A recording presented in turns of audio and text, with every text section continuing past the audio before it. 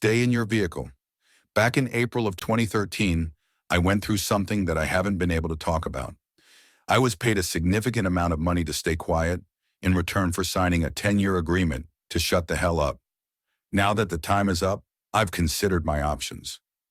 I could just let this go and never speak of it again. I won't gain anything from speaking out, and I got a lot to lose. But then again, this is just an anonymous post online. Words have less meaning that way. West Virginia. It was hotter than usual, without a whiff of wind. I was coming home from a visit to my aunt. She'd broken her leg and couldn't leave her house. I was making my way back home, taking the I-64 out of Lewisburg. It started with the radio. It was playing that one Macklemore song I'd heard 100 times over. The sound was cutting in and out in a quick staccato, then disappeared completely. I could hear cars honking up front as a line began to form. There was a sway in the trees, as if greater and greater pressure was being put on them. I could hear wind rushing against the left side of the car, forcing me to pull the other way to compensate. I closed the sunroof as a dust cloud blew past, staining the windshield. Then a rumble. It sounded like thunder, but from the ground, like a groaning bellow, growing louder and clearer by the second. As it reached its peak, I could see trees toppling over. A small Kia got pushed off balance and swerved off the road. As the sound died down, the road devolved into chaos. Some were desperately changing lanes, others were stepping on the brakes. I got my door scraped as the car behind me sped past. The radio was playing an automated message, a local emergency alert referred to as a geological event. We were asked to turn off all air conditioning, slow down, and divert to the nearest exit.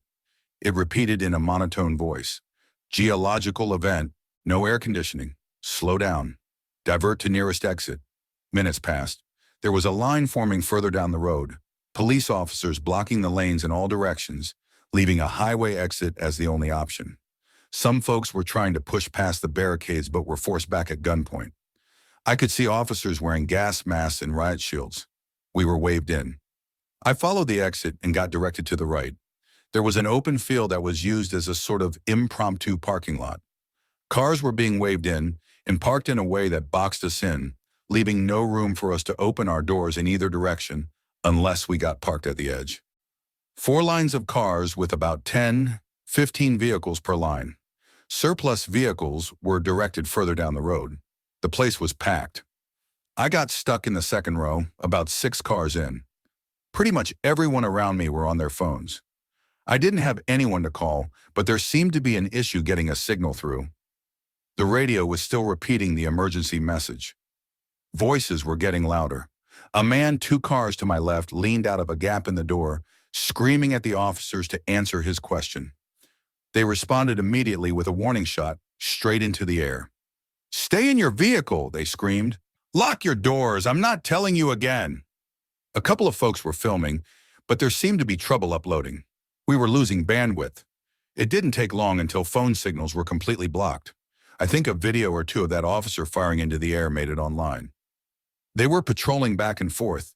We were told to stay in our vehicles, windows up, doors closed and locked, engines off. I could hear people talking in the other cars. Someone said there'd been a natural gas leak from the geological event, and that combustible engines could spark an explosion. Others were talking about a terrorist attack.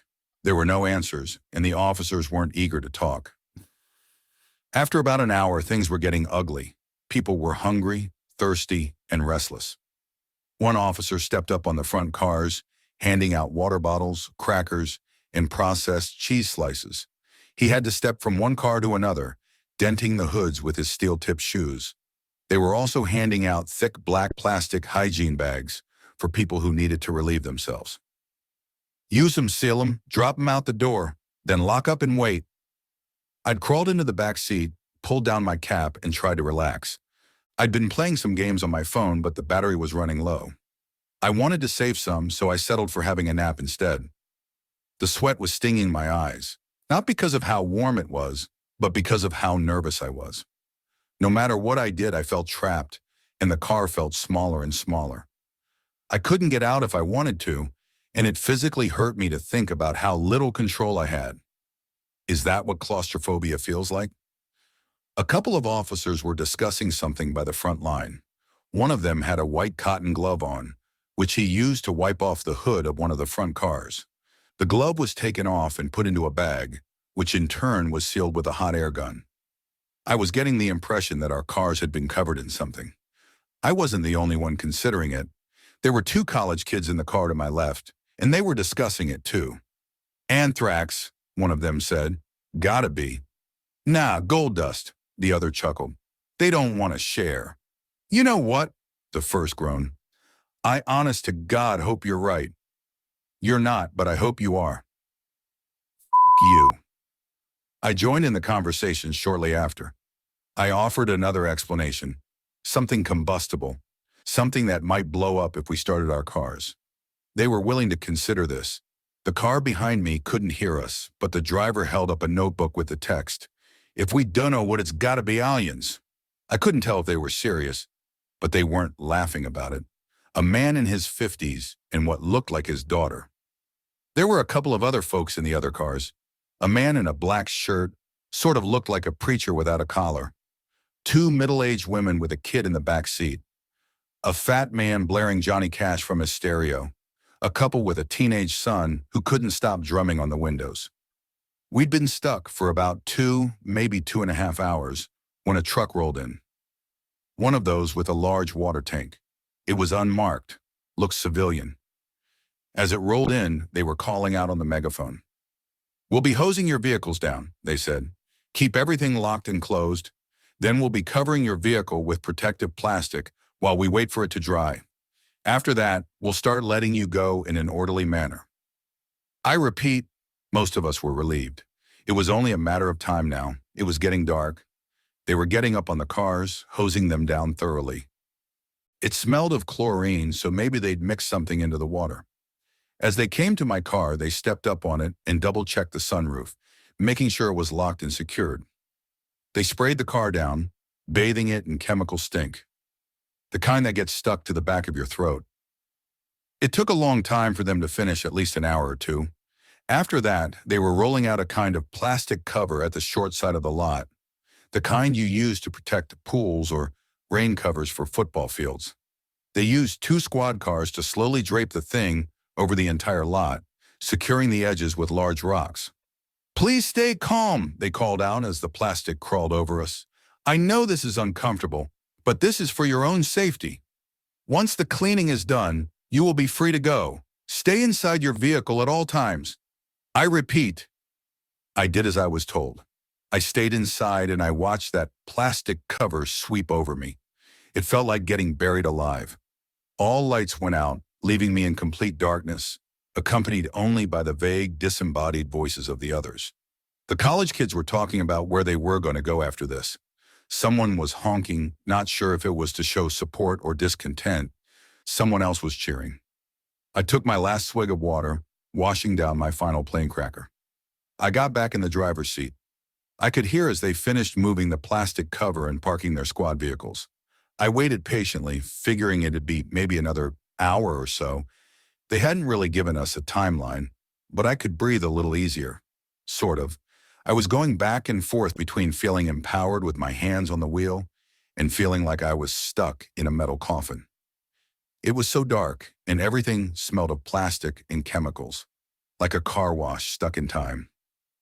As the excitement died down, I paid more attention to the background sounds.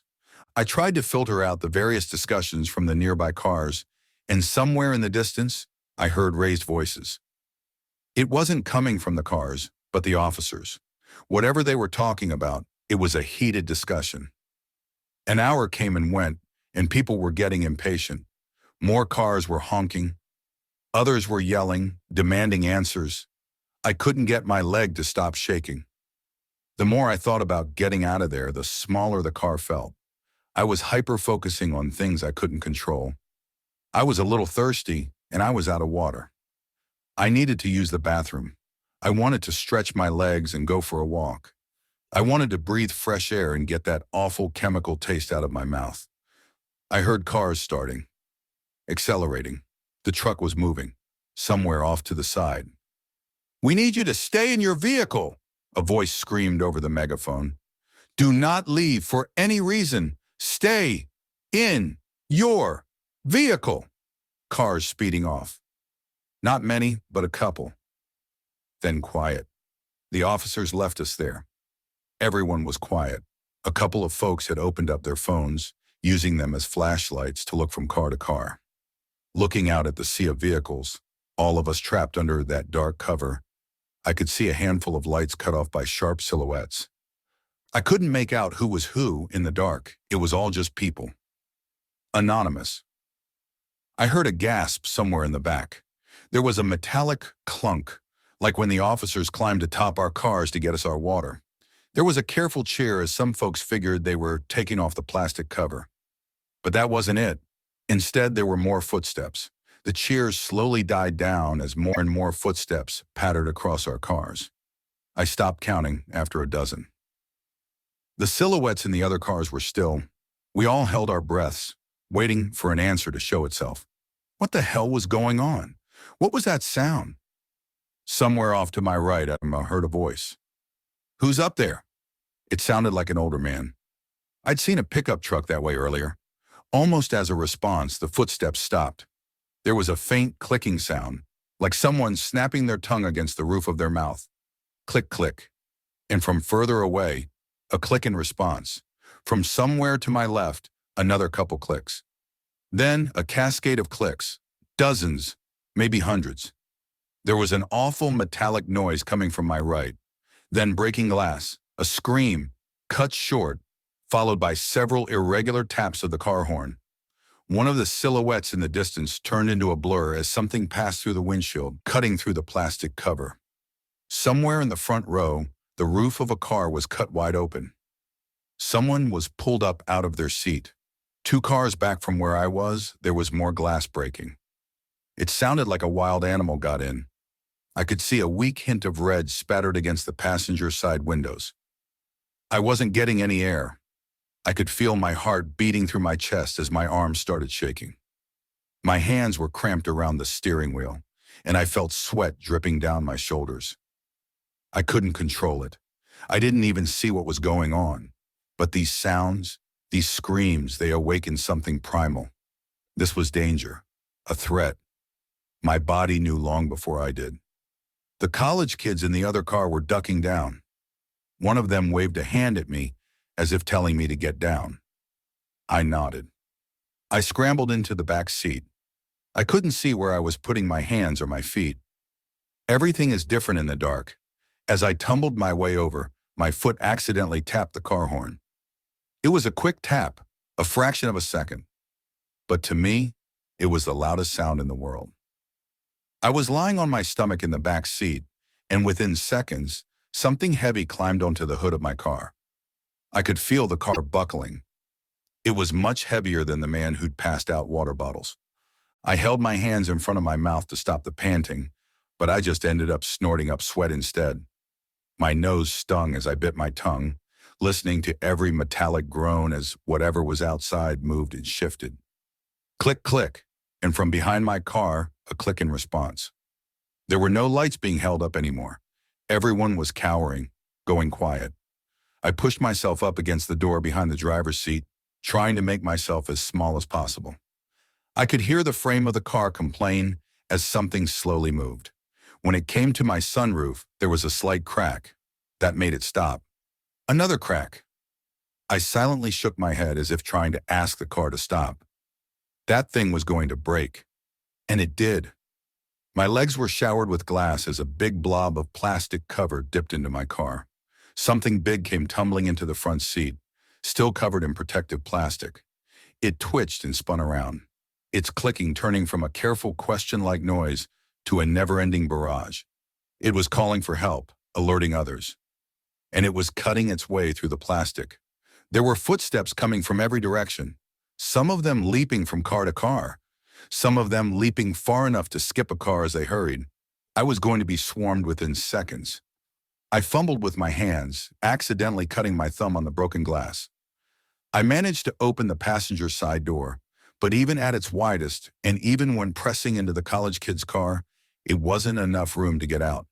Still, I had to try. I pressed myself into the gap and exhaled as much as I could, flattening my chest. While the thing thrashed around inside my car, I could feel my vision going faint.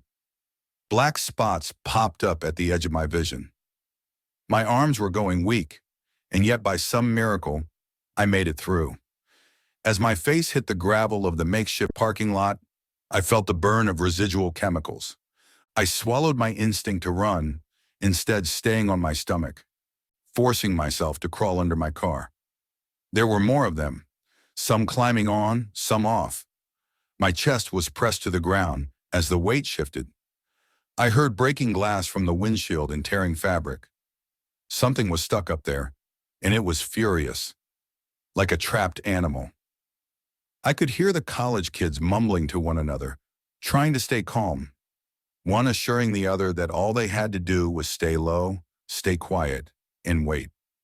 Then something slammed into the passenger side door, the one I'd crawled out of. The door was pressed up against the neighboring car, then fell haphazardly to the ground, completely off the hinges. An ink-black, bird-like foot touched the ground right next to me. I've looked it up since. There were 3 toes forward, 1 toe backward, all clawed, anisodactyl feet similar to that of many birds of prey, except larger than a human foot and with smooth, oil-slick skin. It must have been heavy, at least 400 pounds. If the clicking noise came from its mouth, I can approximate that it was somewhere around 6'7" to 6'9". Or taller, it could have been hunched over. How it managed to walk in the gap between the vehicles is beyond me, but I suspect it was very thin. It daintily walked from my car to the others, as if scanning for something. I could barely see anything in the dark, but this thing seemed to navigate it perfectly. It didn't bump into anything. There was a tap on the glass of the car behind me, to my right, and someone got startled. A short scream, and the hunt was on. This time was different. It must have caused some kind of chain reaction, as all of a sudden the plastic cover was getting torn up left and right. People were clawing their way out of their cars. I heard someone kicking against their windshield. Another was trying to open their door. I could hear it slamming against the side of the car next to them. And off in the distance, there was gunfire. Just a couple of shots. The college kids in the car next to me slammed their doors open and followed my lead. They rolled onto the ground and under their car. There was a little more light coming in as the cover had been torn above. Their faces were red from tears, and one of them was desperately trying to call for help on his phone. The other grabbed the phone out of his hand. A short scuffle ensued, ending with them putting on a ringtone and sliding the thing as far to the left as they could. Whatever car that phone landed under was demolished. Every window broken, every passenger gone. I could hear the grinding as a seat was ripped in two and thrown away. In a matter of seconds, an entire vehicle was torn to pieces as a dozen of those things swarmed it. "Shut up," one of the college kids repeated. "Shut up! Shut up! Shut up!" Something reached under my car. It scraped against the sole of my shoe, tearing a hole all the way to my big toe. I hurried forward, scurrying like a lizard. The college kids noticed and followed suit. I don't think they thought about it too much. It was just movement, and they went for it. I made it 2 cars down before I got stuck. There was something dark in the way, and I couldn't get around it without exposing myself. I couldn't see what it was, but it didn't take long for me to figure it out. There was a meaty crunch, as if someone was biting chunks out of a piece of meat. It was struggling to get through the fabric of their clothes, making a snapping noise as threads gave way. A pool of blood rolled under the car, staining the tip of my fingers. It was still warm. One of those things were eating a victim. I hunkered down, trying to remember to breathe, and I stayed there waiting for a chance. Any chance. I must have stayed there for at least an hour, hearing every bite, every crack of bone and snap of sinew. Satisfied clicking noises. As it finished its meal, it wandered off, dragging the remains along. They were moving forward. Something heavy walked over the car I was hiding under, dragging a body along. Slowly the footsteps disappeared. It was quiet again, and in that quiet, I found my footing. I made my way to the edge of the plastic cover. I listened one final time, pushed one of the weights away, and slipped through. They were gone and I was out. I could feel my chest growing lighter, allowing me to breathe. I wanted to cry from relief. A breeze was picking up, drying the sweat on my brow and carrying the smell of grass. Stepping back, I turned towards the sea of cars to see how bad the damage was. And then I saw one. It was a bit off to the side, perching on top of an old Honda. At a glance, it looked like a tall person, covered in a slick black ink. But looking closer, you could see the strange bird-like feet, the pointed nails, the long row of shark-like teeth on a mouth that was far too wide. I froze. The thing rose to its full length, easily over 7 feet tall. It looked ready to pounce on me. I had nothing to defend myself with. I couldn't make any sudden moves. I wouldn't even be halfway under the car before that thing would be over me. 100 thoughts raced through my mind, but there was nothing I could do. I was out of options, but the thing just looked at me. It raised a slice of raw meat. Blood dripped onto the plastic cover. It looked at me curiously, taking a bite. Then, as if nothing had happened, it wandered off, satiated. I was left there, shaking like a dry leaf, and with the last of those things gone, all that was left was the panic. It didn't take long for the officers to return. The plastic cover was removed, but we couldn't go home. Not after this. Some folks signed a waiver and were let go immediately. They weren't allowed to talk about what they'd seen, and in return, they'd get a hefty sum of insurance money. Others demanded answers and were taken into custody for obstruction of justice. A few others still were too panicked to make any kind of sense and had to be checked out by medical personnel. A total of 14 people died. It was described by a combination of causes: a traffic pileup, carbon monoxide poisoning, animal attack. I think there was something about an escaped convict too. Excuses all over the place, and the times were all wrong, spread out through a couple of days to more smoothly blend into accident statistics. And if you wanted to go home and get your insurance money, you had to sign a non-disclosure. I did too. I know the college kids did as well. Goddamn miracle they made it out, but I saw them. 34 cars had to be towed, 18 people wounded, 6 seriously so. 4 people lost at least one limb. One guy had an arm ripped off halfway up his collarbone. I don't know how he survived. Most people never saw those things up close. They just remember the screams and the breaking glass. Sometimes, at night, that's all I hear too. Closing my eyes reminds me of lying under those cars, feeling the pressure as the weight shifted. I still get trouble breathing. I think a part of me is still stuck there. It stayed in my vehicle.